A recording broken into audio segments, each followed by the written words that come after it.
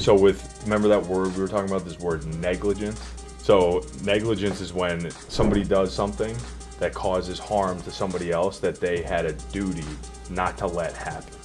Do you know what a duty is? If somebody got in a car crash and it was the other person's fault, it would be their duty to, if the light was red and they were like really speeding and then they crashed into the other car and it was that car's fault, then it would be negligence. Very good. Yeah, that's great.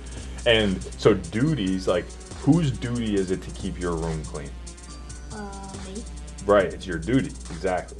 So a duty is something that you have an affirmative obligation to follow.